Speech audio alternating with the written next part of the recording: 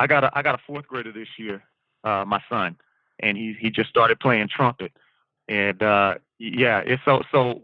What I've been doing is I've been taking a lot of the first days lasting ways um, concepts, and I've been using it on him. He's kind of been my guinea pig to see if this thing is practical for 9 or 10 year olds or whatever. And man, he is flourishing.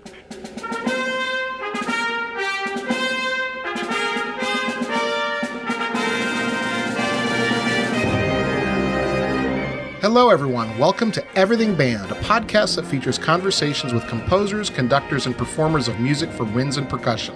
My name is Mark Connor. I'm a composer and educator, and each week I have the good fortune to speak with and share the stories and wisdom of musicians and leaders in the band community. The Everything Band podcast is a proud member of the Music Teachers Development Podcast Network. The Muted Network provides support in the form of audio-on-demand programming designed by and for music educators. You can find more information about our network at mutedpodcasts.com. Before we begin, I'd like to thank all of you for listening. I appreciate your time and hope that you are finding value from these interviews. I rely on word of mouth and social media to bring the show to new listeners. If you think you knew one or two people who might find these interviews useful, please let them know about it. You can also help by following me and sharing posts on Facebook, Instagram, Twitter, and YouTube.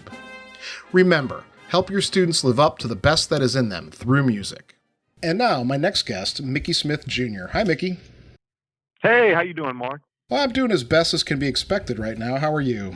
Man, great. And look, man, appreciate the opportunity to be with you today. Looking forward to just sharing a little bit about the craft, man, and what makes this thing called music so great. Absolutely. So I'll just, podcasts are out of time. They're asynchronous for the most part. But so everyone knows we're recording this kind of the middle of March 2020, and we're kind of in the middle of the virus preparations, and things are a little bit crazy, but we're going to carry on and talk about band and make ourselves better today. What it's all about. But it's definitely a time I don't think anybody will ever forget. We'll always remember where we were at in this moment. So I think it's even more powerful to have this opportunity to share in this time where probably people need it the most, So thanks again. Oh, my pleasure. I'm happy you could join us. So I'm going to have you introduce yourself. You have had quite an honor in the last couple months, but I'll let you share. So can you tell the listeners about yourself? Yeah. So, it's been, as crazy as the year is, it started phenomenal. I got to be honest with you. Folks that know me here locally know me as a band director, but, a lot of things happen over time. And for me, I was a kid that grew up in a little community. I call it a forgotten community.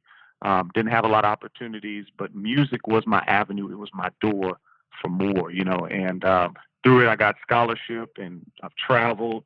And most importantly, I've gotten this opportunity to impact youth with music. And fast forward, as a kid, you think maybe one day you'll win a Grammy or you'll win something that as a result of this beautiful thing called music. Well, you and I both know, band directors, music directors don't win Grammys. That's for the icons. That's for your Michael Jacksons or your whatever, your iconic Elvis Presley, different people like that. But then something amazing happened a few years back. The Grammy started an acknowledgement of educators because somebody had to start everybody.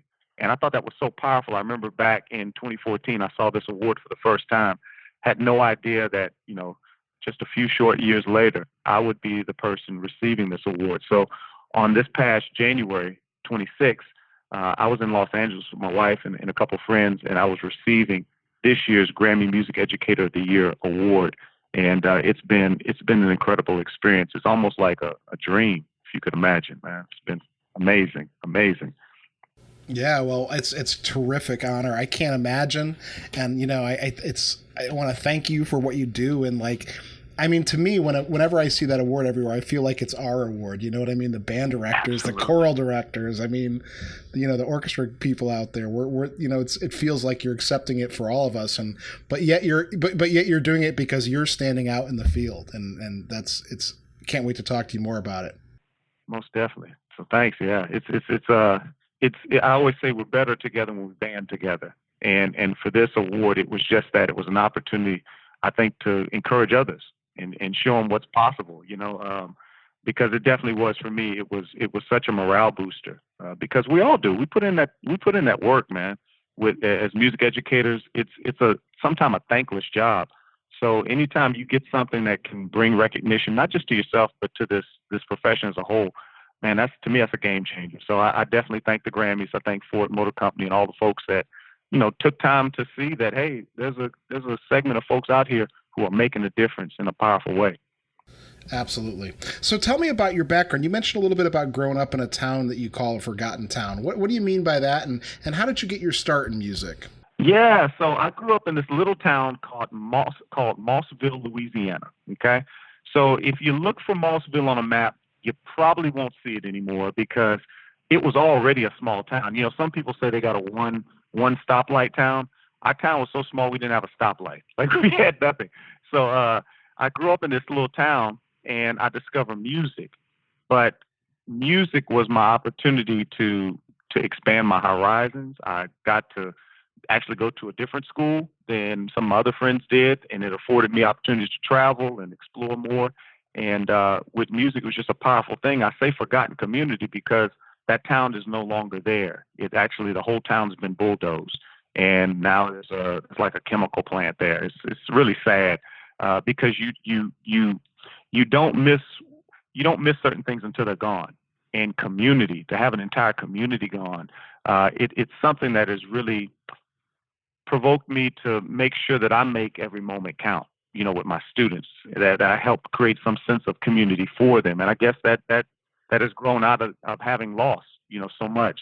But like I said before, music, it was a great thing. In that little town, it was kind of like a Mayberry. It was more of a rural setting. And I'll never forget my first sounds on my horn were absolutely amazingly terrible. So bad, in fact, my mom, when I made my first sound, she told me to keep on going. But when she said keep on going, she actually meant go outside. And I took my horn outside, and every time I'd play, my mom would come back with a little bit more encouraging words saying, son, keep on going. And this narrative continued until I ended up down the driveway, across the street, and I would practice my saxophone in the forest, in those woods, in that little town called Mossville. And that's where I developed my gift and my skill on the instrument, not realizing that that would be the very thing that would afford me to be the first in my family to go to college. So I tell you all that because music was an absolute game changer for me. And for me, when I come into the classroom, obviously I love music. I'm still a performer. I want my kids to enjoy the music. But aside from the music, I also want them to have the community. I want them to have that feeling of belonging. I want them to know that they're part of something bigger than themselves. And I want to give them opportunities as well. And for me, music was that opportunity that afforded me another opportunity that led to another opportunity. And that's why I tell my kids all the time that if you put all you can into it, it'll give you so much more. Yeah, I mean, I'm thinking about your story growing up here, and like I can't imagine my home not being there anymore. And I think it really speaks when you talk about community, and it's obviously something that's so important. And I think about like when I was a kid, and I say this a lot on this show, people who listen are probably tired of me saying it, but when I was a kid, man, the band hall, the band room, that's like where I was safe. I'd eat lunch there. I went there before school, after school. That was the period I looked forward to, or two periods as I got older and got into more groups, that was home. Yeah, we actually open up. I can't agree with you more about that. It's home, man. It's not a class. I tell my kids all the time, we don't offer a class. We're offering them an experience. And you can get a class anywhere, you can get a lesson anywhere, but an experience is something that stays with you, sticks with you, it lasts for a lifetime, hopefully. And even like you talked about before, creating that home atmosphere. In the mornings, we open up our band hall before the school opens, so to speak, and it allows the kids the opportunity to come in here and work and just connect. Because sometimes kids may be in different classes, separate from their friends and different things like that. So we have them come in, and I have a young man who assists here at my school in the mornings, and he goes to another school in the afternoon. And very early with our time together, he asked me, why do you open up the band hall? He's like, they should just take it home and practice. And I said, yeah, they should. But we never know what somebody's home situation is. I'm even thinking now, for some kids being quarantined is an absolute nightmare if they're in a home with an abusive person. You see what I'm saying? Or even if they're I've had kids that were homeless. I've had kids that would maybe it's not that dramatic. Maybe they just live in an apartment complex and it's not conducive, for that, but they want to grow, they want to get better. Well, then we provide them this safe space, this place where they can grow and go to that next level. So, musically, it's a home, but also, like I said before, too, it's that place where they can find themselves. I say all the time with my opportunity called teaching that I don't help kids discover just the sound of the instrument, but I help them discover their unique personal significance, their purpose, their passion. That's your personal sound. So each and every day, my mission is to help them discover their sound through the sound of music. And when you find your sound, you found home. I always my saying is I don't teach kids how to play the clarinet. I use the clarinet to teach kids. Yeah, man. Yeah, that's it. That's it. And I wish more people would remember that. It's so easy for us to put our perspective on someone else. For so many educators, band directors, we forget that we do more than teach, we reach. We forget that we do more than instruct, we inspire if we're doing it right. Because at the end of the day, they're not us. See, if we're on that podium, then we were exceptional to some extent.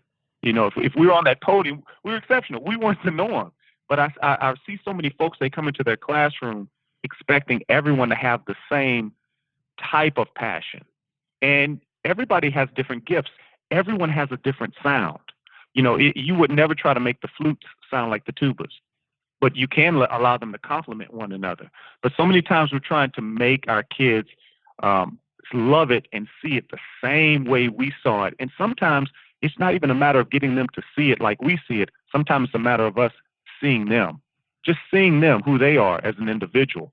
And when a kid sees that you see them, then they'll do anything for you. I say all the time, you can con a con, you can fool a fool, but you can't kid a kid, man. Kids know when you're in it, when you got the heart and you want to see them be better. And the beautiful thing is in my class, our mission is I don't want to be able to tell who first chair is. Everybody should be first chair. Everybody should have a certain level. Now, of course, some will rise to the top. That's normal. But everybody should be proficient on their instrument at the particular level and age they're at. And we do a fairly good job of that. And I don't say that to brag or boast, but to share with somebody out there who may be, after third chair as a sharp drop off in the performance level. There's some things what we do in this class where we show them that our responsibility is not just ourselves, but it's toward one another. And there's some things I call first days, lasting ways that we do in the beginning of the school year that really sets the atmosphere for a shared experience with everybody, with everyone being successful. Can you walk me through that? That sounds interesting. Yeah. So, coming into teaching, I would go observe people, and I saw where everybody that I was looking at, they were doing all the worksheets and the theory sheets, and there's nothing wrong with that. Let me go ahead and clarify. It's fantastic. We love the theory sheets, okay? And they're doing all this stuff, and then some people I saw like day one, like they had instruments out, and they were playing and trying to, with beginners, and I just kind of watched, and it just occurred to me over the years of trying the different ways that there's got to be a better way, because what happens is everybody loves band the first week until they realize they have to practice. And it was amazing, the drop off in interest and, the apathy just, skyrockets through the roof. And I'm thinking, what can we do to fix this? So I'll digress for a second. An amazing thing happened with this Grammy Award that you referenced earlier. With the Grammys, Alicia Keys was the host. She was supposed to be on the stage and just from the stage recognize me with a video montage playing behind her. Well, I would imagine due to the death of Kobe Bryant that morning and some other factors, the program is very fluid and they're making changes constantly. And they made some changes. And as a result, I think they ran out of time. So what happened was 30 seconds before commercial break, they're like, yeah, by the way, she's going to walk down to you. And I'm like, holy crap, So all they told me was sit down, don't say anything. She's going to walk to you, yeah, blah, blah, blah. So I'm like, okay. And I had literally like 30 seconds to process this information. She walks up. I tell you all that to say that when she walked up, she reached out for my hand and she grabbed my hand or held my hand. And she said, we need you. We need you. And I knew what she meant in that moment. And I share with folks since then that in essence, what she's saying is we need educators. such as yourself. We need music education. We need the arts. We need that thing that brings all of it together in a meaningful and powerful way. I totally got that. But what Alicia Keys had no idea of knowing, and if I wouldn't have been shell shocked, I probably would have told her, and hopefully I'll get another opportunity, is that my first day teaching, I was so scared and I was so nervous. I blew through my script because they told us, how about a script, what you're going to do, and a little bullet points and lesson plans. I blew through everything, man, in 15 minutes. I had nothing left. So here I am with about 30 plus minutes left of class, and I have nothing. And I'm talking to the eighth graders who are upset because I'm replacing their band director. You see what I'm saying? I'm the new guy, and eighth graders never like the new guy. So I found out later through one of my students who is now an administrator. She's a curriculum supervisor in Africa. Okay, she's left the States and been teaching out there for about a year or so. She said, "Mr. Smith, you had no way of knowing this, but we were going to get you, man. We had plotted on you. We decided we were going to give you the business and make your life so miserable you quit, and the other band director would come back, because this is the logic of an eighth grader." Okay, so she says we were all set to get you, but then when you ran out of stuff to say, you grabbed your horn. Because when I ran out of stuff, I went for what I knew. I grabbed my saxophone and I began playing a song for them that was popular at the time. The first song I ever played as a teacher was Alicia Keys, "If I Ain't Got You." And when I played that song, I had them, man. It was like they I don't know, it's something powerful about it. Like when I played it, the kids just bought in that moment, and that opened up a door for me to continue to pour into them.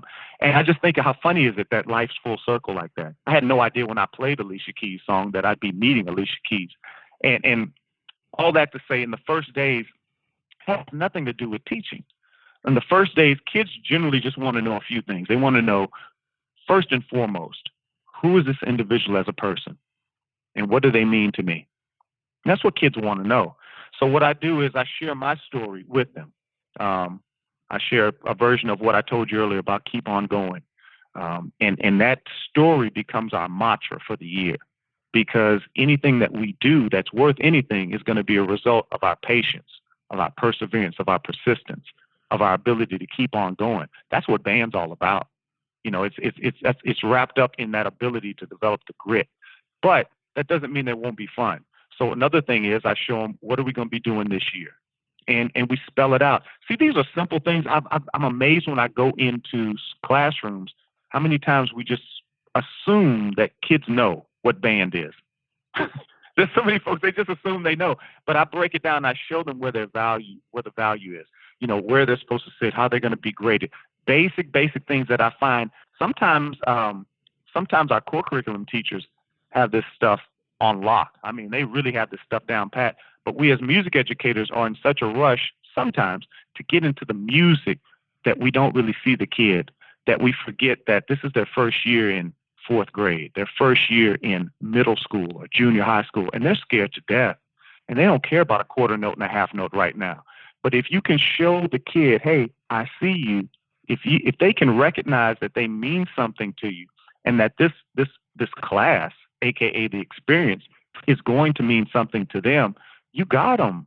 You got to hook them, man. It's a what's in it for me generation, and that's fine as long as you can show them what's in it for them. So through a PowerPoint and through a system that I have, I go over all the things that are important to them. And once I show them the value, then I start with showing them not only that, but we have a compass that we use in our class called the Code of Cooperation. And that's a litany of non-musical things that we say daily. And somebody's like, you say them daily? Yep, I sure do. Matter of fact, my buddy of mine says I brainwash the kids. Well, I don't know if I brainwash them, but it's, I believe you are what you habitually do. Right? So was it, Aristotle said excellence is not, it's not by happenstance. It's a habit. It's something, we form the habits and the habits form us in essence. And we do that each and every day. And with those 7 little things that I do each in my class to start each lesson, it not only serves as a bell ringer, but it also serves as a classroom management tool. For example, each and every day I start off class by saying first one is, and they say the first one on the Code of Cooperation, which is follow directions. Now I ask you, Mark, why is first one is follow? Why is follow directions the first thing on the code of cooperations? Why would you imagine? Well, because everything flows from that. There you go. Everything flows from that. I see so many folks, they got like 20 rules. They got 20 rules. Like, and here's the deal with a kid. There's a gentleman named Harry Wong who's a classroom management expert. Yeah. First days of Yeah, school. man. There you go. There you go, man. I love his stuff. I'm so honored. I'm actually, I got to share this with somebody, man. I just found out I'm going to be one of the individuals he features in his next book because a lot of his practices, a lot of the practices in my class, I just have to be honest, are a direct result of things that I've picked up and gleaned from his books, and they work. They work in a band setting. They work. Mm-hmm. So when you look at follow directions, this is the thing that drives band directors crazy. Had I not found this out earlier, I might still have hair. I've balded it a little bit. I think if we'd have got this follow directions thing down, Pat, it would have salvaged my hair a little bit. But I say that because now when I do this, it's almost like, was it Pavlov with the dogs, the training and whatnot? Yeah. If you do something long enough, it becomes automatic. My wife laughed at me so much. We were in the mall one day, and we're down here in the South, man. So marching band, football is big. Marching band is big. So as drum major, the drum major claps everybody up, clap, clap, clap, and then we'll say band, 10 hut, and everybody comes to attention. It's powerful. Hey, go band. Well, 10 plus years of marching in band, there's a certain cadence, there's a certain tempo of a clap. If you hear it, I automatically go into attention mode. And we were walking in the mall, and somebody just happened to be clapping. And when they clap like that, I stopped dead in my tracks. And my wife laughed. I met her in band. She's a French horn player. She laughed, but she knew. Like, I'm conditioned for it. And the same thing is true with my students. Anytime I say first one is, they shout back, follow directions, because that's how we start class. Now, why is that so powerful? Because I want you to imagine if you're teaching and you're in a classroom setting and you've told the kids, hey, turn to page 12, look at measure 3, and of course, they play measure 76 of page 142. Like that's just the total wrong thing, And sometimes it's those small things that just drives us crazy. And I've seen people start fussing at the kids. Hey, didn't I tell you to go to page 12? And really, it's emotional. And you never want to get to that point where they're pushing buttons. So for me, if a kid doesn't do what they're supposed to do, instead of me fussing at them, I just say, class, first one is, and the whole class says, follow directions. Why is that significant? Because if I tell them to do something, then it's that old guy, man. That's Mr. Smith, man. He's just tripping. But when your peers tell you, that's significant, and it takes the pressure off of me, and it always puts it back. It's not, hey guys, it's not me. I mean, if it was up to me, you could do whatever you want to do. But that doggone code of cooperation, man, that pesky code of cooperation, it keeps us honest.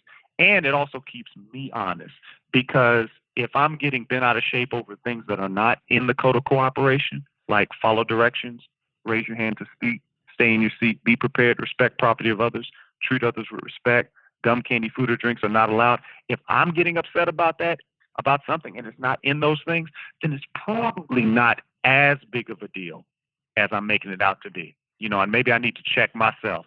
But the biggest thing about that is I start the school year off showing them how this is not about don't do this, don't do that. Because as I mentioned before, Henry Wong says a procedure is a do, but a rule is a don't. And a don't is a dare. I promise you, it's as old as time. Don't eat that fruit. Don't cross that fence. The very thing you tell somebody to do, not to do, that's what they want to do. Right. So I don't spend time telling them and putting up boundaries.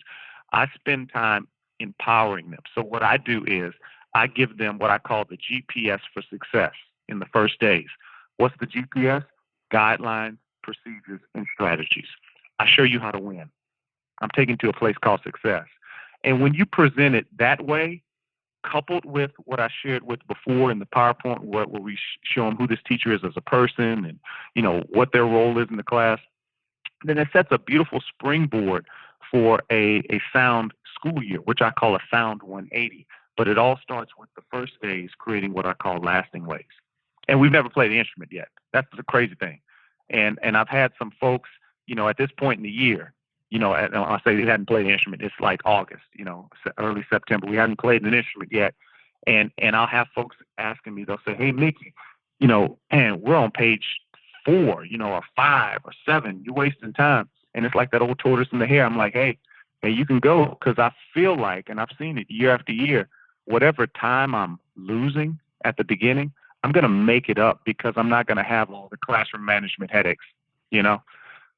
So that's what I believe in strongly. I think that's been a key ingredient to our success, because those 7 things I spoke of in the code of cooperation makes the music easy, even though they have nothing to do with the music. And it presents, in the first days, I presented in such a way that even a 10-year-old could understand it. What's the old saying, the teacher saying, we reap in May what we sow in September? Wow. Yeah, absolutely. Absolutely. And I think we forget that. Yeah. No, wow. Well, I remember it every May. Oh, man. Yeah. Yeah, you're right. You know what? You're right. I think we all remember it. It's just some of us remember it because we're like, dang, we didn't sow. And others remember it because, like, I'm so glad we sowed. Yeah. Well, it's usually, you're never perfect, right? There's always something that slips through the cracks. Always something to work on. Yeah. For everybody. You mentioned them really quick. You kind of flew through them, but the first one is follow directions. Now, do you have them say all 7 every day? Oh, yes, absolutely. And they can tell it to you better than me. Yeah. So yeah. my listeners, I know my listeners, they're going to try to write these all down. So can you go slow? Can you do each one? Oh, absolutely. So the first one is follow directions. And this is what I'll do. I'll matter of fact, I'm going to step back and redo that, because I'm going to present it just like I would in class. Okay. Because then the next question people have is, okay, Mickey, if we're doing this every day, that's going to eat up the whole class period. I'm like, absolutely not. Absolutely not. Because that first day's Lasting Ways program lasts about 10 days. And what I'm about to go over with you, I can do in 10 minutes at most.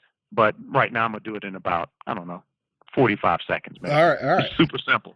So if the kids came in, they're getting seated, because I have a procedure from the moment they step outside the band hall to the moment they get in. And that's covered in first day's Lasting Ways.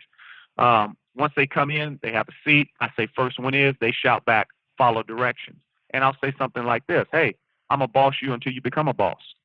Okay, nobody's really trying to boss you, but the goal is for me to give you the information to the point I don't have to tell you anymore. So your goal is to be a boss. Every kid gets that. Number 2, raise your hand to speak. And as I do these things, I'll model it physically. So as I'm saying it, I'm going to raise up my hand. I'll say, raise your hand to speak. And I'll tell them something simple. I got 2 ears, but I can only hear one person. The kid doesn't understand that. So let's just make sure we're doing things the right way. I said, the worst thing I might do if you raise your hand, the worst thing I might say is, give me just a moment, but I'll never ignore you. Man, kids love that. They love it when you say that kind of stuff. And then you have to mean it. Then after follow directions, raise your hand to speak. Then number 3 is stay in your seat. And I'll even kind of bend my knees a little bit to make it look like I'm sitting in the seat, because I want to model it. I want to give them a visual, presentation of what it is we're asking of them. And I'll tell them something simple like this: hey, it's not a hostage situation. You're more than welcome to get out of your chair at any point in time. However, first one is, and they'll shout it back, follow directions. You got it. You have to follow the correct procedures, the correct guidelines and strategies. So if you need to get out of your chair, what do? And as I ask them that question, I'll raise my hand. Got to raise your hand to speak. If you raise your hand, then I'll let you get out the chair. But the worst thing I might tell you is not right now. Let's wait 5 minutes or to the end of class. After follow directions, raise your hand to speak, stay in your seat. The next one is be prepared. And then, I'll do a litany of different things. When Lion King came out, I sang like Scar, be prepared. He has that little part in the middle of the movie. Kids like that kind of stuff. But you can teach a number of different things. Hey, make sure you bring your pencil. Make sure you have your horn every day, guys. And celebrate those people that are prepared. I use that as an opportunity to celebrate. Man, Susie always has her instrument. Man, shout out to Susie. You do a great job. After follow directions, raise your hand, speak, stay in your seat, be prepared. Next one is respect property of others. I explained to them the story about how I got my instrument and how our instruments are a story. And my story changed my life. My question is, what's your story? Maybe mom and dad just went out and bought it. That's great. Maybe Papa passed it down to you. Maybe mom had to get an extra job. See, nobody really knows what your story is, but it's not an instrument you're holding. It's a legacy. It's a legacy. It's your story. Nobody has a right to rewrite your story or mess up your story. So we keep our hands on our own instruments. After follow directions, raise your hand, speak, stay in your seat, be prepared to respect property of others. The next one is treat others with respect. And I tell them all the time, you may not like everything that I say. It might even hurt your feelings. I may say terrible things like, do it again. and go practice. I have horrible things that may annoy and aggravate you, but nothing I say will be purposely to disrespect you. But if I do something that is disrespectful, then there's a time at the end of class. Please bring it to my attention, and I will listen to you. I will hear you. But we're not going to be disrespectful in the class. And then finally, follow directions, raise your hand, speak, stay in your seat, be prepared, respect property of others, treat with respect. Gum, candy, food, or drinks are not allowed. So those are the 7. The last one is a fun one. I tell a very colorful story about a young boy, a bag of Cheetos, a saxophone, and an unwelcome varmint guest that joined the band, and that person may have found in their saxophone by accident. And by the time I tell that story, I tell you, man, this is the cleanest room. And the custodians they fight over who gets to take the band hall duty. The custodians do, because this bad boy is so clean, man. By the time I tell that story, nobody brings anything in here. And then when I'm all finished with it, I always tell them, don't just talk about it. And they shout back, be about it. Meaning, don't just let it be something you say. Let it be something that you do, something that you model, something that you become. And I would say to be or not to be, that's the answer. And that's your job, to be the very things that we've said in here. Yeah, I interviewed Bobby Lambert, who teaches at Wando High School in South Carolina. And Bobby, his first gig was the assistant band director up at Marian Catholic in Chicago. And Marian Catholic is one of those legendary marching band programs. They won I'm not even going to say how many national championships they won or Grand Nationals. I don't know that stuff. But he talks about Greg Bim, their director, and how Greg was so much about the little things that he interrupted a marching rehearsal because someone had left a bag of McDonald's on the bus. And he's like, this is not what we do every day. This is not who we are. It's those little things that add up to big things. And kids are looking for that. They want to know, are you really about what you say you're about? And they test boundaries. And I hear folks all the time, and me included. We're all growing, man. I'm not here to say I got it all together, but we do have a good tradition here in this band program. And the fact of the matter is, I hear folks that get upset when kids push the boundaries, and they'll be like, man, these kids are acting so childish. And I'm thinking to myself, yes, exactly. They're children. Children are going to be childish. The question is, as adults, are we going to be adultish? And what do I mean by adultish? You're phenomenal. If you're an adult, if you're a sound adult, then you're more than a teacher. You're more than a coach. It's almost like you're a mentor. You like Yoda. You're Yoda for Skywalker, right? So when you're a sound adult, not only are they listening to what you're saying, they're looking at, who are you? Who are you truly being in this moment? And when you say for us to do those things, it puts a responsibility on me. I can't bring food in the band hall.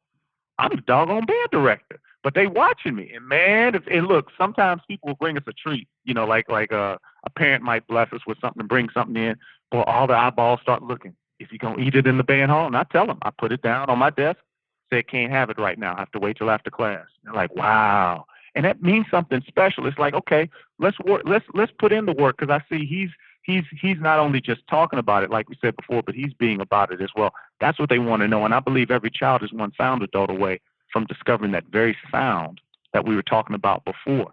They're looking to it. So I always tell educators when I do conferences and clinics and workshops where we talk about professional and personal development, I give them this challenge. I say, will you be the sound to change the world? Let us be the sound to change the world. Let us be that unique significance that they're looking for. Yeah, it's rules, but it's more than rules. It's showing them what's possible when you do things with excellence. Doing things with excellence each and every day. Yeah. No, I'm all about that. I think that's terrific. And the crazy thing is, we covered all this ground and still haven't played an instrument.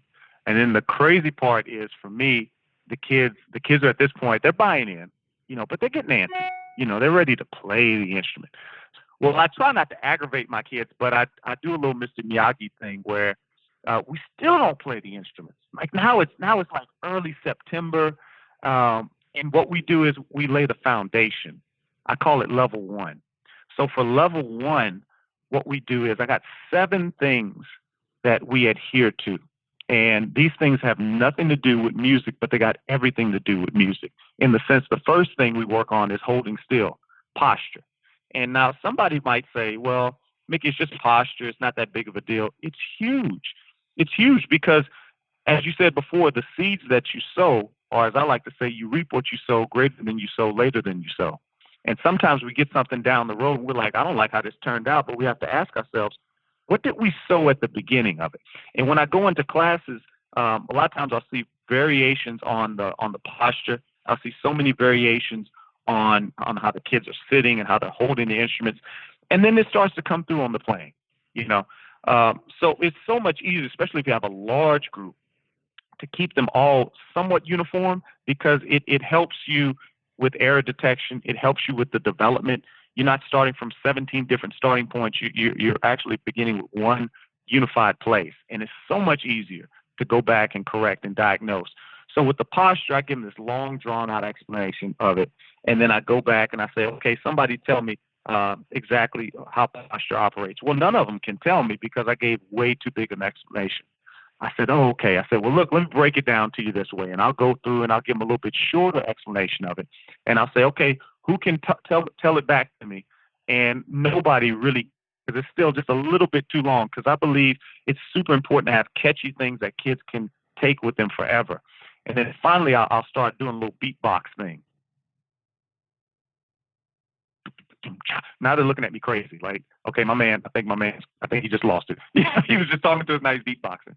And as I'm doing this, I'll say, first you got to sit tall, let your shoulders fall, make them meet in the back and put your feet down flat. You got to sit tall, let your shoulders fall, make them meet in the back and put your feet down flat. Then I'll point to them and instinctively they start saying it.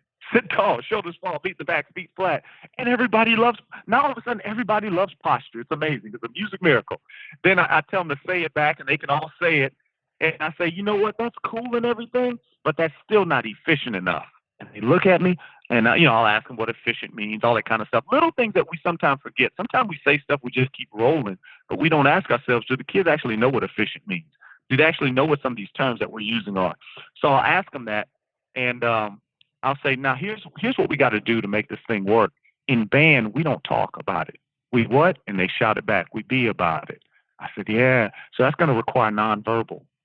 Do me a favor, before we go all the way there, can you think sit tall, shoulders fall, meet in the back, feet flat in your head? Can you say it quietly to yourself real quick? And I count them down, 10, 9, and they do it. Then I say, how many of you could, I say, boy, I don't even know if I got anybody that could do this. And the moment you tell a kid, I don't know if I got somebody that can do it, half the boys are like, I can do it, because they're competitive. I say, is there anybody who could think all that stuff in their head like in 2 seconds? I know that's real difficult. Oh boy, the hands come up. I can do it in 2 seconds. And then I'll say, well, let's see if we can do it. But not only do you have to say it in your head, but you have to demonstrate it. And it's the cutest thing when you see these kids, they mentally going through the checkpoints and physically showing it. Like you can see them sitting tall. You can see them letting their shoulders relax, letting the shoulders fall. You can see them making the shoulder blades meet in the back, and you can see them putting their feet down flat. And you see some of them forget, and all I got to do now is look at their feet. And when I look at their feet, it means something because it means something to them. And then after a while, I'm like, hey, by the way, there's a special word I'm going to say. I said that word is S-E-T. Now, I'll never say the word. I spelled it on purpose because it's almost like magic. If I say this word, it's got to happen. What's got to happen, Mr. Smith? All those things we just said. So they get it. So then all of a sudden, I give them the instruction. Okay, I'm standing by the podium, guys. In just a moment, I'm going to step on the podium. And when I do, okay, I'm going to say that word, S-E-T, okay, and I want you guys to do it. Here we go. And boy, I got their eyes.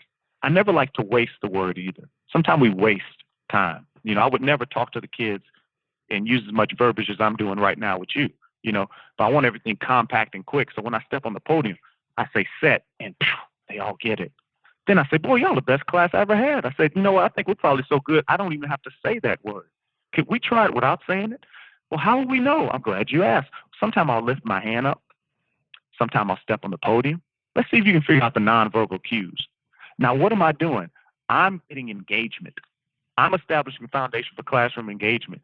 So now, a lot of times they don't listen because we're not giving them anything to listen to. And again, I'm not trying to throw shade at anybody. I'm not trying to put anybody on blast. I'm just being frank. Sometimes we don't even realize we do ourselves a disservice, but I'm giving them the keys to the kingdom. I'm giving them the specific things they need to look for them to go to this place called success. What did we call it before? The GPS, the guidelines, procedures, strategies. So now when I get back up there, I don't even say anything. I just lift my hand. Bam, the class got it.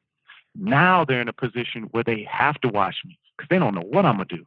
Matter of fact, I might be in the middle of a sentence and I might say set, and then they get there. We make a game out of it. And it becomes something like, ooh, what is Mr. Smith going to do next? As opposed to, oh, we got to go back to that class, you know? And that's the kind of things we do in what I call level one. And I'm not going to go through all of them, but I do share in more detail, through my educators page, all those things. But, posture, looking at the conductor, toe tapping, breathing in, breathing out. I will say with that one, that's a funny one. When I ask them the question, I say, how do you breathe? And I tell them the answer is how do. And they look at me kind of weird. And I say, the question is, how do you breathe? The answer is how do. And then finally, I don't know how well it'll communicate on this phone, but I'll say the question is, how do you breathe? And the answer is, and they get it. Oh, so when we breathe in, the inhalation is how, and then we exhale, that's do. And that's actually setting up the stage for how to, for the articulation down the road. You see what I'm saying? So it makes it simple. And then when I get to that other stuff, and I tell them all the time, first days, I'm going to teach you wrong so you get it right.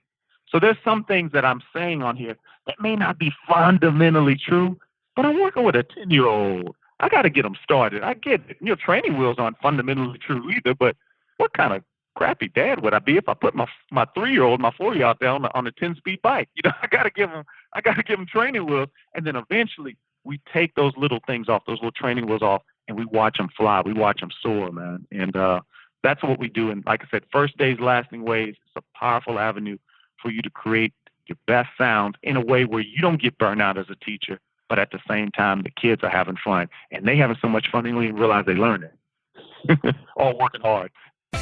Remember your first term of teaching? Learning all the skills that you don't get taught in music school?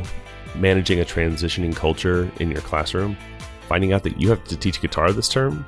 During those early years, we found out that leaning on a community of music educators was important, not only for building that knowledge in ourselves, but also maintaining enough sanity to serve the students right in front of us. Amused is a podcast centered around a community of music teachers. Between the four of us, we teach choir, band, orchestra, general, jazz, and marching band at the elementary through collegiate levels. We certainly don't have all the answers, but you're welcome to listen in while we try to find them. Join us while we work through the challenges of music teaching and celebrate the joy of bringing music making into the lives of young people.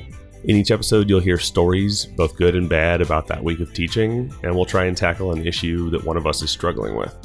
Something we're all taught is that music brings people together, but being the only teacher in your subject at a site can be really isolating. We think everyone ought to be a part of a community, and you're welcome to come join ours. Episodes come out on Wednesdays during the school year, and you can find us wherever you get your podcasts and at amusedcast.org. I lost you on Skype. We'll do FaceTime. So we were talking about you using your first days lasting ways to teach your son. I was just thinking, I'm home and I've got all these instruments in my house. My daughter's finishing up 3rd grade, and I'm thinking, man, this is a great opportunity. Yeah. She wants to play saxophone, so you know. Oh, shit, baby. Yes, indeed. Good for her. That's it, man. It's funny. I don't know how you feel about it, but I have 2 children. Me and my wife have 2 children. We got a daughter who's 16, and our son is 10. Okay, and man, sometimes you think you know more, but they know. They know sometimes. They both of them actually said what instruments that they wanted to play, and I doubted it. When they first said it, I was like, nah, you're not gonna want to do that, to myself. But when I tell you, my daughter wanted to play the guitar, okay, and she's real dainty, and she doesn't like being uncomfortable, and I'm like, she's not gonna like those calluses she gets on her fingers and a few other little things, and it's awkward. But when I tell you she's flourished at it, she plays French horn. I'm be honest, I didn't give her much of a choice on that. I just put on her mom played French horn. She's got a great ear. She sings great. I was like, you're doing French horn, scholarship for mom and daddy. My son has been saying since he was maybe 3 years old that he wanted to play the trumpet. But I didn't really believe it because one of my best friends plays trumpet, and I thought he was in his ear. I thought Uncle Ray was trying to convince him to play the trumpet. I really did think that's what it was. And fast forward, he gets this trumpet, and when I tell you, I mean, he practices every day on his own. He does his lip slurs. He does his Remingtons. Like he even got his mom to. He got my wife to get him one of those old school kitchen timers. The little wind up ones. Yeah. And he turns his kitchen timer on 10 minutes. You know what he does? does a little warm up, mouthpiece work, and then he goes immediately into his other little study. And then he's picking up songs by ear, man. Like he's in there like trying to figure stuff out. And I said, who would have thought? Sometimes the horn picks them, as much as they pick it. But I use a lot of the first days, lasting ways things because it's catchy. It's easy for him to remember, and it puts it in a way that he can understand it. And I even, use some things even with the counting system that just helps him understand it better. And all those little things makes it fun because sometimes, and again, not to put anybody on blast, sometimes I think we forget to make it fun as well. And you know, I I believe in discipline. Don't get it twisted. If you come into my classroom, I have much order and structure, but I'm always cognizant of the fact that they're children. Specifically, they're someone's child, and that person made an investment in them because they wanted to see their child have fun. Now that I have kids, if my kid's playing soccer or if they're doing something and I don't see where they're having a good time and the coach is yelling at them and all this kind of stuff, as a parent, I'm be less inclined to support. As a parent, maybe we won't make the next practice. As a parent, I'm not going to bend over backwards to get them to that game, for them not to play in the game or for them to be berated or for them to lose even. So each and every day, I tell them whether it's Sunday through Saturday, every day is a Wednesday. WINS. My job is to help them find the win every day. And that doesn't mean we don't work hard. There's some days, boy, I'm just in here, figuratively speaking, I'm just browbeating them, man. I mean, we're just putting the hold of the plow to the ground there. We're really, really working. But if I see where I've made more of a withdrawal than I've made a deposit, then I'll always make a point before the class is over with to do something that leaves a good deposit. And emotionally, that's what we try to do each and every day when we come in here. That's why for me, we got about 50% of the school is in the band. So normally where for a discipline matter, a teacher might go to an administrator, and we got great administrators. So, but hear this, where they might go to an administrator or a coach, they'll come meet me. They'll say, hey, bring them to Smith, because they know it's not that I'm so mean or I'm so big or I'm so bad, but if I say something, if I say, hey, that disappoints me, that hurts them. That hurts them because it's not just some dude saying it. He's been taking time since the first days. And I think we forget sometimes how meaningful our role is. That's why I call it a sound adult. We are a sound adult because we see them sometimes more than their parents. We definitely see them more than the other teachers do. Because if you're that sixth grade science teacher, you literally see them for a year. And then they're just a passerby for the other 2 years, in the middle school. If you're at the high school level and you teach them, you see them 4 years. But if you're that chemistry teacher, you see them 1 year, maybe a semester, and then they're passerbys the next time. But for us, I see my kids basically 4 years because I spend fifth grade. You might as well say I'm a fifth grade teacher, man, because I'm at the fifth grade all the time. I am the unofficial spokesperson for the middle school at the elementary school that feeds me. I mean, and I feel like as a band director, orchestra director, choir director, if your feeder school does not, if you can't walk into your campus and the whole place goes crazy, then I think you need to reevaluate the recruitment. I think when you step onto the campus, there should be an excitement. People should know who you are. And that starts before the spring. Like I'll go eat lunch with them sometimes. I'll go walk down the hallways with them. I'll sit down with them in the library. I'll go and read stories with them. I wrote a children's book, and a lot of times I'll go down there and read the children's book to the kids, and not just the fifth graders. Try to catch them in first or second, third grade, fourth grade. Build relationship. That way, that's why people can't figure out why do so many kids sign up, because they've been waiting to get to me. I'm not just this dude that just showed up. Things started getting close to middle school. I'm making an investment. I'm making a deposit early, and I think for so many kids, that's why they respond so well. It's not because I'm such a great guy. It's because there's trust, and that, in a nutshell, is what this whole thing is about. Because so many times we're in a rush to instruct, but we've not taken the time to develop trust, because trust creates the relationship. But from the relationship comes influence. And then from influence, then you can instruct. But you can't instruct somebody when there's no capacity for influence. We don't learn well from people we don't like, believe in, or trust. Doesn't mean they have to like everything that I say, but you got to know it's coming from a good place. And I truly believe my students know, number one, I'm not perfect, but they also know that anything that I say is coming from a place that says you're loved, you're valued, and you're wanted.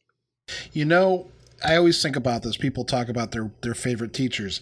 You know, I remember the history teacher I had who was really tough, who was Yeah, really honest all the time, and who called my parents all the time. And you know who I don't remember? I don't remember the name of the coach who taught us geography and read the newspaper every day when he gave us handouts. I don't remember that dude's yeah. name, but I'll never forget Miss Boynton. You know what I mean? That's what I tell folks all the time. Yeah, yeah. Those are things you're right. Those are things you remember. And you remember them by name. Like I'm listening to you. You Yeah, yeah, calling yeah. their name out. you know, and the thing is you don't remember. And since you mentioned that, when you think about that teacher, and I challenge anybody that's listening today, take like 5 seconds and think about your favorite teacher, that person that made the biggest impact for you. For me, it was Derlin Paul Ancelet. Like you said, he was a military guy, like Army dude, right? Tough as nails. But watch this. When you think about that person, okay, rarely do you think about what they taught. You think about the way they made you feel first. Yes, yes. That's the first thing you remember. And my when I think about music, man, my high school director made that thing really pop off for me. Man, when I tell you my high school band director, his name is Jay Ecker, man. He's since retired. He's still living and with us and all that good stuff. Matter of fact, he's a successful business owner in our area. Runs some eating, restaurant, entertainment establishments and stuff like that. So he definitely pours back into the arts in a powerful way. But when I first knew him, he was Mr. Ecker, and he was a great, incredibly passionate teacher. But man, when I tell you this dude could play a bass like nobody's business.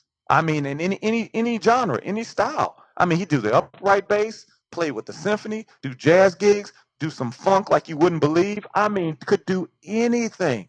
I thought dude walked on water, hung the moon. You know what I'm saying? And he's the first person that showed me you don't have to have band director chops. You could be a great teacher and cut it up, on the stage too. And the best part about all that, as talented as he was, I always felt like he cared about us. He gave us this phrase that he would say all the time. Dr. Tim says it: never settle for less than your best. And that stayed with me. That stuck with me so much that even today I find myself echoing that. His legacy lives on in the classroom, even though he's not teaching anymore. And I'm telling you that because even though he was tough on us, that's the thing I remember. Now, on the flip side, my middle school band director, who is a nice gentleman, okay? I don't want to disparage him, nice gentleman. But you know what's sad? My memory of him is basically him telling me not to worry too much about music, that I could run pretty fast because I was good in track, and I could jump pretty high. I was pretty good at basketball. And he said, I wouldn't worry about this music thing. Folks from the community you come from, they don't, the basketball track probably be something better you're at. And when you're like 12, I didn't understand fully what he was saying. Well, yeah. But I remember it made me angry. And I understand now why it made me angry. I told you before, everybody has a sound. They have a purpose and a passion. And when you call into question somebody's sound, man, you call into question their essence. And I didn't know that at 12. I didn't know one day I was going to be an award-winning educator, band director. I didn't know that. But I knew that what he was saying just wasn't jiving. Like that wasn't it was like, no, man. No, there's something about this music thing. And unfortunately, he's probably did 1,000 great things. Mark, he probably did. He probably did maybe 10,000 great things for me. Obviously, somebody had to start me. So he was there at my start. I never want to discredit him or take that away. But look at what I remember. Look what the legacy was. It was those few words he said. So that's why with each day, none of us are perfect, but I want to make sure the totality of who I am outweighs that one or two moments. So again, I don't want anybody to misconstrue what I'm saying. If we all have bad days, we're all just humanity on display. But make sure each and every day that you're seeing the heart of the child, as well as the music, because you never know who's in your class. You never know who that next kid's gonna be, you know? No, I mean that's absolutely right. It makes me think back on all the teachers who said things to me that either, wanted to make me quit things or made me want to continue things. And I could kind of like run down the catalog. I think we all can. Anyone who's listening is probably doing the same thing. Our words have power. We're mentor figures to these kids. Our sound can either resonate or it can repel, because when teaching's done well, it's an art form and it creates a sound. That's why I tell folks in our community that it's just that it's a community. It's not a competition. It's a collaborative. It's no different. Like I said before, the flutes aren't competing with the tubas. They shouldn't be. It's ensemble. We work together. Now we can both play a particular melody. There's a theme that maybe could be shared, a motive that could be shared between those two groups, but it's never a competition. A flute's a flute, tuba's a tuba. Well, the same thing, even though we're all teaching, even though we're in this beautiful ensemble called music education, it should never be a competition from that standpoint. I'm not against competition, but from a teacher standpoint, I should be able to share. I should be able to share my practices. I got a buddy of mine right now. He's probably just losing his mind that I'm sharing my first day's lasting ways concepts. But you know what? Somebody shared stuff with me. We all learn and grow together. That's and then sometimes too, you pour the cup empty, it comes back twice as full. I can't express to you how many times I've shared something and then somebody gave me something that was even better back. It's just understanding that we're here to give. We're givers in this game called music education. Yeah, that's why I do this podcast. It's I didn't do it. I Yeah. didn't do it looking for something, but boy, it's given so much back to me, and it's filled my cup more times than twice. It's changed my life. Yeah. I told people after Christmas, I presented at Midwest this year about the podcast, and I did a special episode where I talked about it. And all it really was a reflection on what I've learned from this. And man, I went from being a college music theory teacher back to teaching, fourth or eighth grade band, and I can't be happier. It's remarkable. When you give up that sort of like, I have to do this because it's expected. I have a doctorate. I should Hmm. be teaching college, but that's not making me happy. That's it, man. I wish more people would just follow their sound like that, you know, because you miss out on so much. You miss out on so much, man. And um, I, I I I definitely connect with that. When I first came out teaching, I just knew I was going to do high school. I had no intention of doing middle school. But just like, the kids, when they picking out their instruments, the instrument picks them as much as they pick it. It's funny, middle school picked me, man. And I tell folks, either you just love it. Look, there's no in between. You either love middle school or you don't. Or you love elementary or you don't. I call it the midget mafia, man. It's a tough group. You either love them or you don't, man.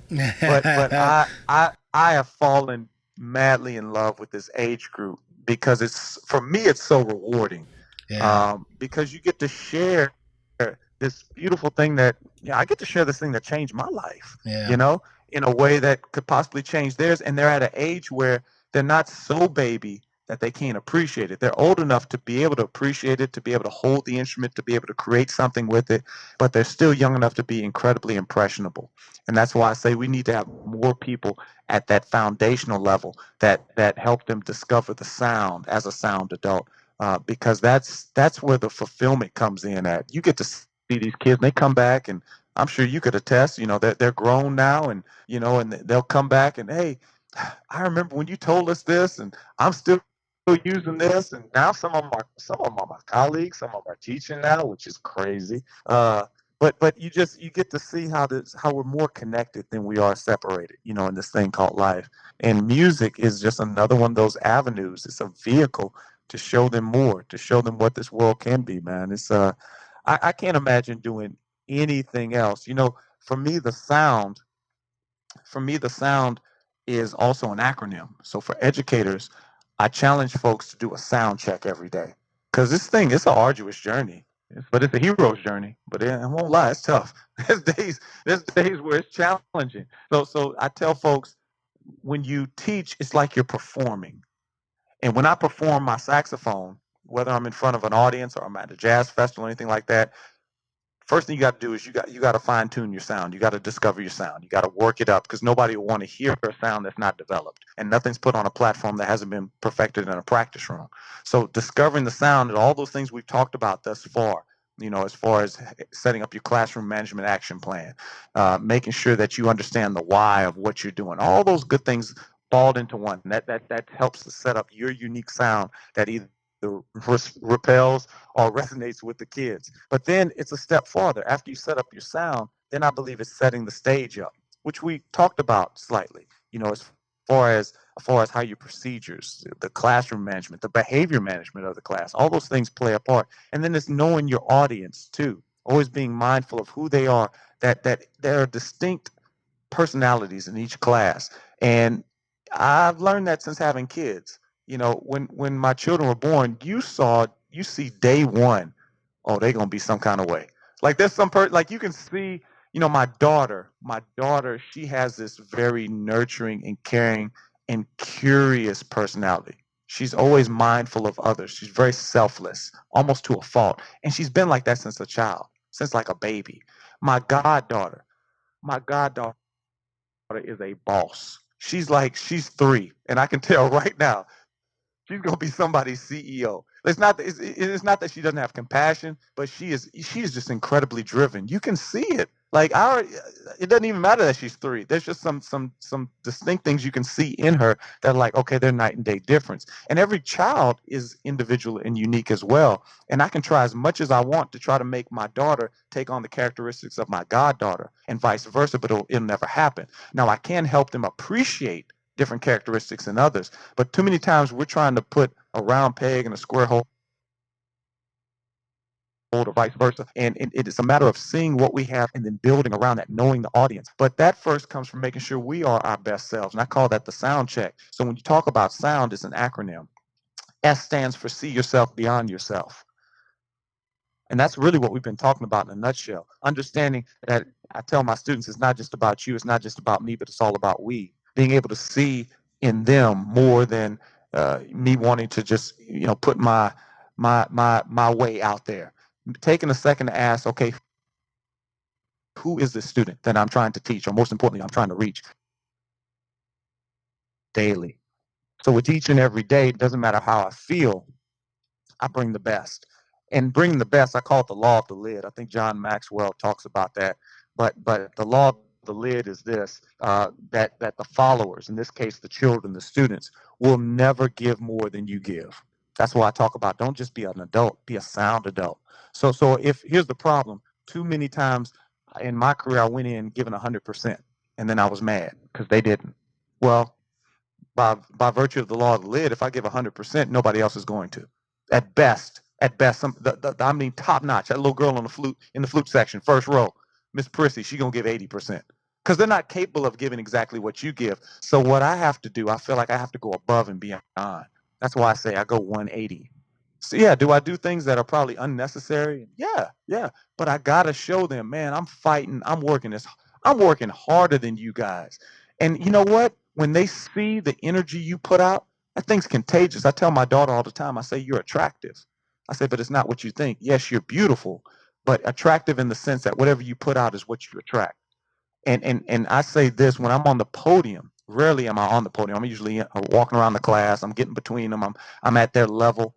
But I want them to see first and foremost, man, this dude's giving 180. Well, I guess I'll go ahead and do 100, and then I win.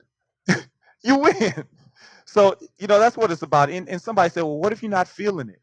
And they're like, well, okay, fake it till you make it. Faith it till you make it, if that's your thing. But most importantly, this is what I believe. I believe we've all got more in the tank than we often realize. So I just say face it till you make it. Just face it till you make it each and every day. But that only happens if you have the GPS, if you know where it is you're trying to go.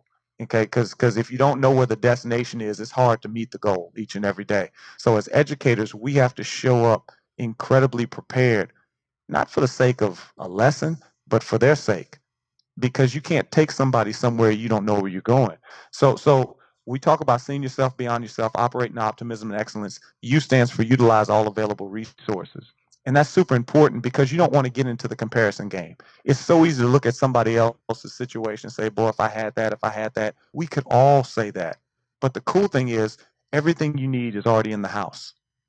Everything you need is already there. Now, it's easy for me to say now. If you walked into my band hall, it looks really, really nice. They just built a brand new one. And people forget when I first got here, we only had about 28 kids in the band program, and my band hall was probably maybe 15 by 30 feet long. I mean, in width and size, tiny little thing. Okay, and that's not even including storage cubbies and everything. So it was real, real small, but made the most out of that. And I believe again, whatever you sow is what you reap. And I learned that principle very early when I was dating my wife. Well, I guess dating who would be my wife. I guess I should clarify.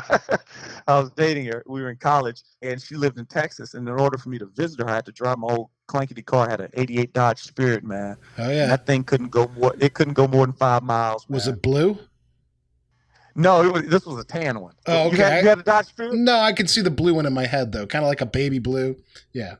We had a tan one, man. That bad boy would die or overheat like every 5 miles. And I'll never forget. I'm driving back on one of these little back roads in Louisiana because it was too bad to drive on the interstate. I didn't want to get run over on the interstate. So I'm driving back on this back road, and it's getting dark, man. The sun's going down, and this is not the most pleasant place to be stuck in after the sun goes down. Okay, and so I'm getting a little nervous, and I'm standing standing next to my car, and nobody's stopping, man. Nobody's stopping. They're just driving by. And then finally, I see the sun's starting to set, and I'm like, well, I have no cell phone reception. I said, I just have to push this car or something. I saw something fall off in the distance, so I started pushing. No sooner than I started pushing my car, do you know what happened? People started pulling over, and they began helping. And that left something powerful in me. It reminded me that oftentimes people are waiting to see what you're going to do in the situation.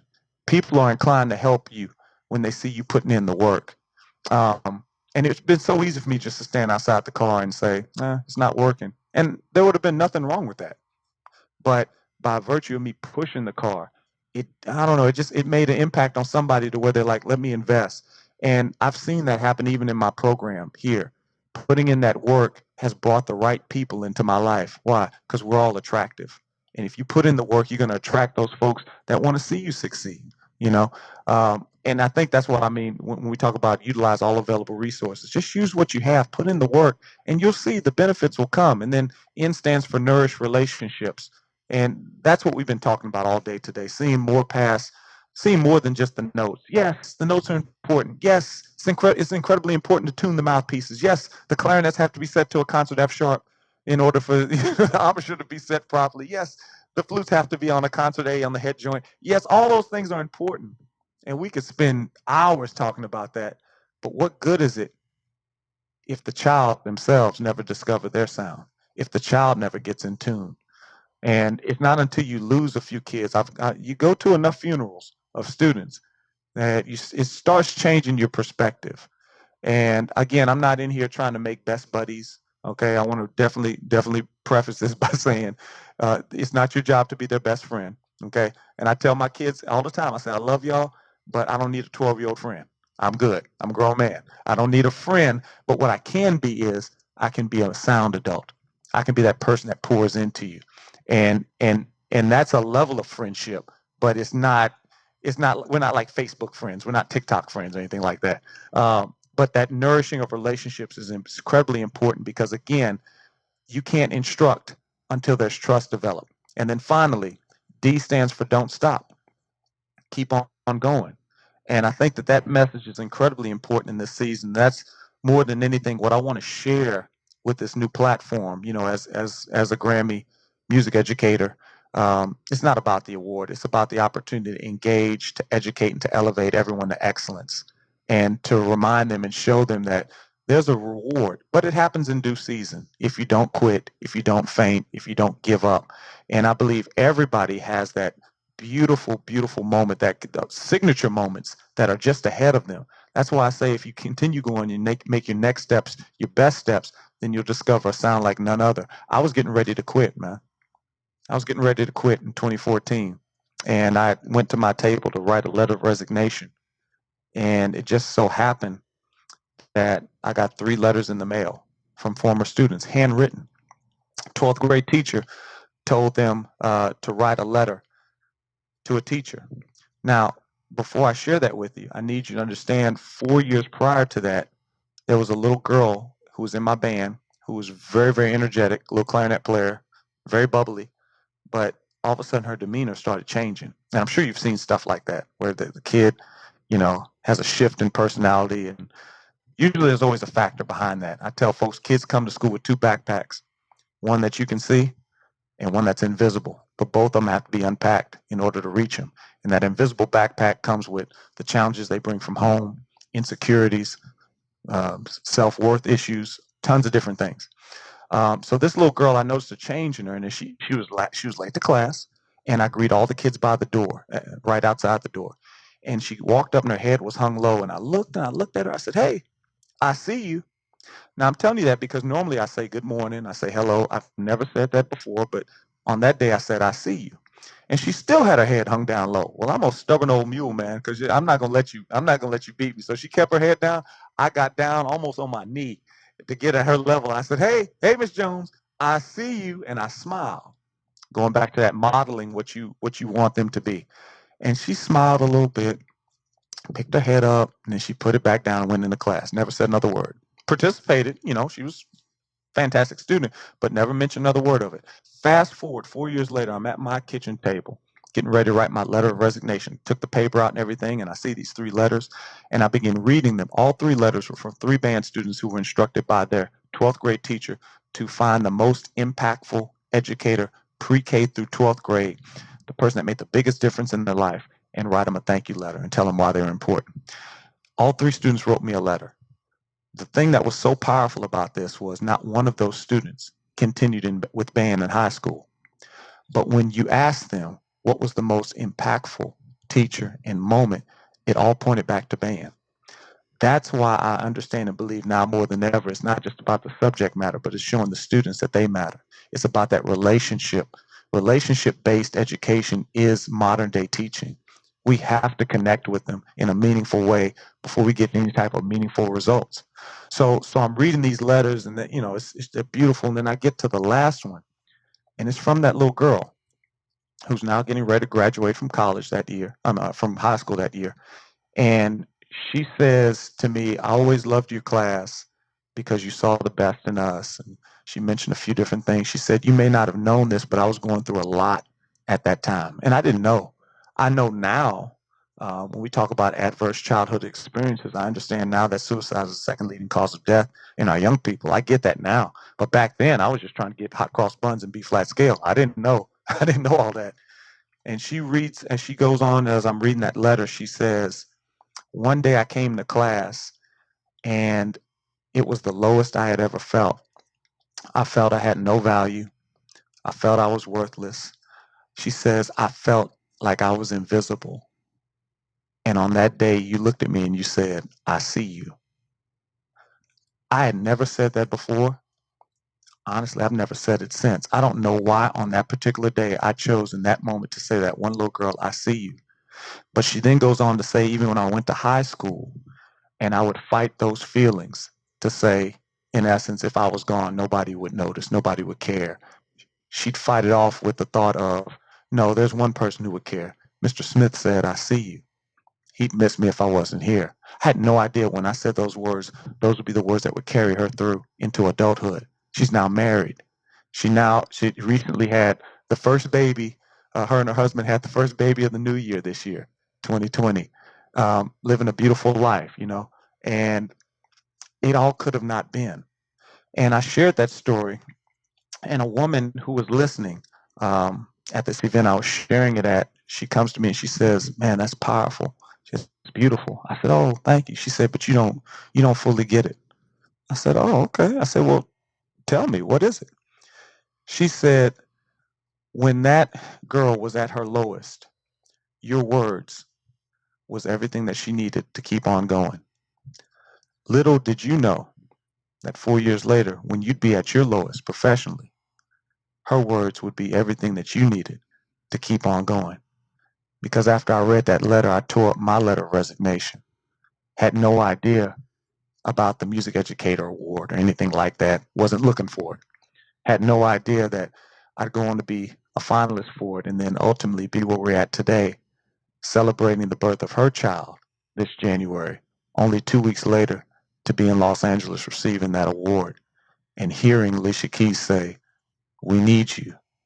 But Alicia Keys has no idea that I almost quit the profession because I didn't feel like I was loved, valued, wanted.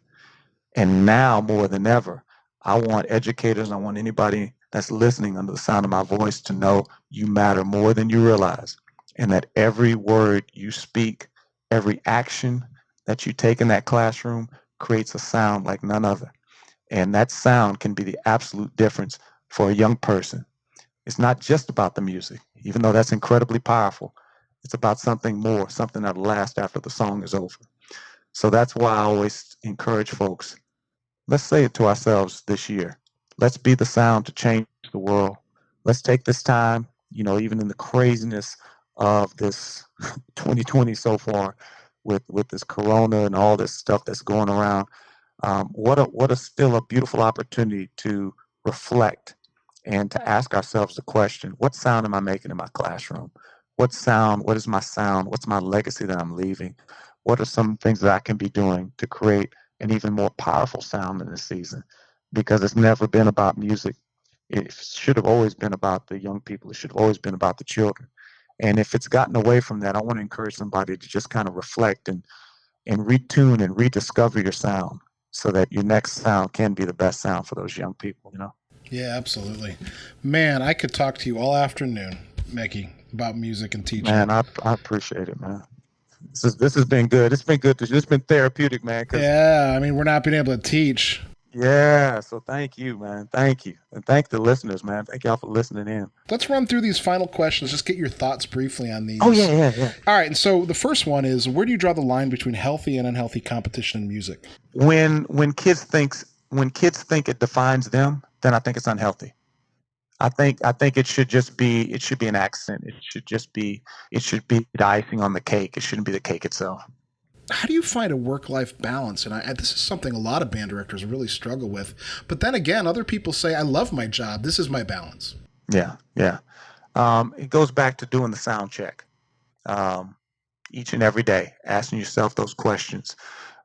Taking time. I take time first thing in the morning to just make sure I don't answer emails. I don't answer phone calls. I take about 30 minutes every morning. I get to school early, and I do that so I can do that sound check. See yourself beyond yourself, operate in optimism and excellence, utilize all available resources, nourish relationships, and then I encourage myself to don't stop, to keep on going. And I have a little, I can make it available to you guys too. I have a little quadrant, a little handout, printout that I write in. What are some ways I'm going to meaningfully see myself beyond myself today? How am I going to operate in those ways? And I'm intentional about it. I think that's the way to stay healthy in this life, is being consistent and being intentional. Being intentional and being consistent in everything that you do. All right, Mickey, this is a huge one. Hard to do quickly, but what are the challenges facing music education and band, and how do we best meet them? It's big, but I'm gonna be concise with it. I think we need to get back to making sure that music is an essential element. I think it's showing the world that music is important because it's music. I think we've done ourselves a disservice to some extent, is that we've connected music with ancillary things such as increased test scores and team building and all those things are great, but I think we have not done a good enough job of dictating the narrative that music is important because music is music. When we do that, then we don't have to sell it anymore. I think that in some ways, this coronavirus and the distancing is bringing home the importance of the arts and what fine arts mean to community and to nourishing our souls. I think so. I agree wholeheartedly. All right, Mickey, this is my favorite question. If I had a time machine and I set it to the afternoon of your high school graduation, what are you telling yourself? Okay. Hey, it's funny that happened. So my advice would be simple. It's the name of the children's book that I've written. It's one of the parts of it's one of the components of the S.O.U.N.D acronym. What I would tell myself is this: don't stop, keep on going.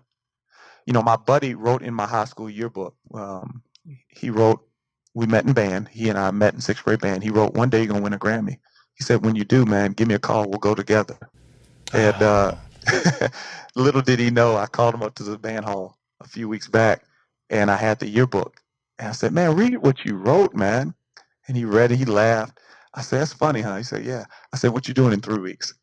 He said, "Shut up, man." I said, "Hey, I'm telling you, man." That's awesome. So the time machine thing actually worked, but I would tell little Mickey that more than anything. Just don't give up. It looks bleak sometimes, but keep on going. All right, Mickey. So this is really not about your favorite piece. It's about the piece that means the most to you, that really has some value. If you had a choice, what would be the final work that you'd perform or conduct or listen to? And it could be anything from a hymn to Mahler Second. Wow. For a lot of different reasons, I won't get into all the details, but I told you earlier I've lost a few students.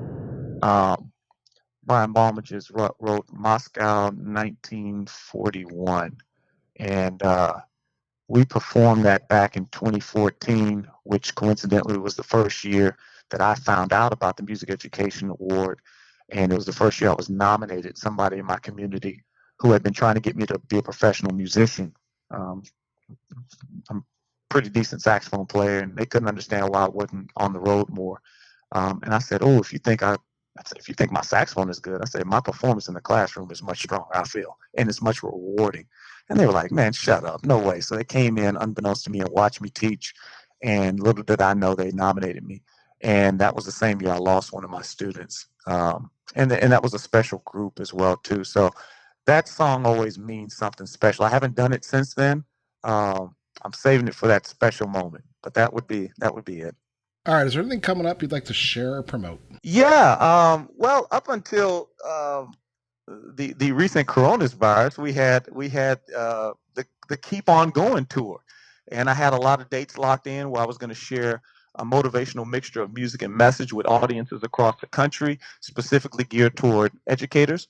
And this tour consisted of me coming in and working with your school district or your conference, and then doing free breakout sessions with the music educators. So Des Moines, we're still coming your way.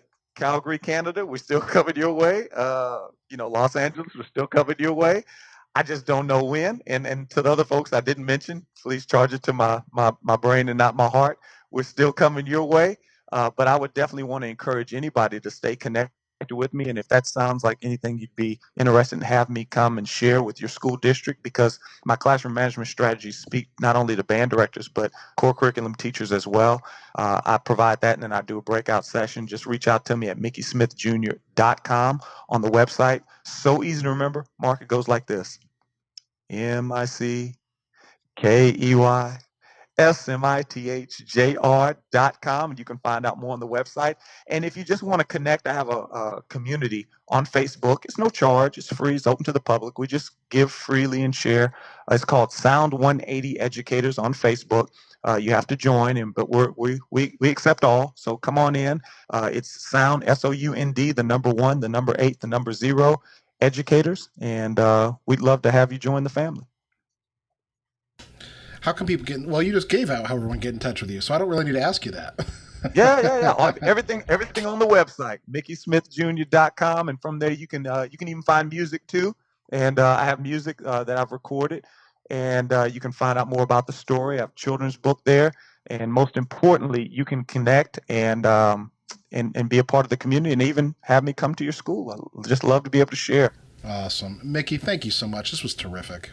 Oh man, thank you. Thank you for everything that you do, and this is so powerful, man. Everything band. Thank you again.